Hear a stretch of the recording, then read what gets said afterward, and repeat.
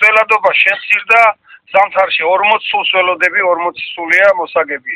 გრამებით აგვაქვს, აი როგორ აგვაქვს, იცი აი დღეს მაგალითად ხო საერთოდ აღარ გქონდა არზე და რაც რეზერვები ქონდა სულ ამოვწურეთ აბსოლუტურად. ველოდებით წუთი დღე-დღეზე მოგებებს, ანუ რომ მოიგებს უკვე ჩნდება იმ წუთაშვე.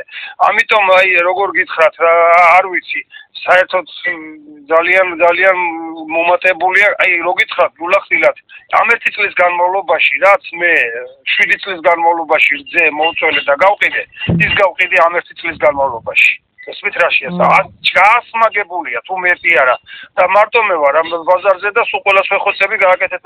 ეხლა ხო გეუბნები აი გრამობით გვაქვს, აი ისიც ფაქტიურად ხვალიდან უკვე უნდა შევაჩეროთ საერთოდ წველა, იმიტომ რომ როცა მშობიარობას აკლია 1 ან 9 თვე ან 1 თვე ან 2 თვე, უკვე თავათაც იშრობს თავს და რძეც აღარ ვარგა. მე ეხლა ეს რომ მას ავქრა და შევთავაზო ვიღაცას, ის არ უშველის, იმიტომ რომ ის არ არის უკვე გაფუჭებული რძეა, გესმის რაშია სა. როცა ბოლო თვეებშია მშობიარობს და 12 თვიანი მაკეობაა.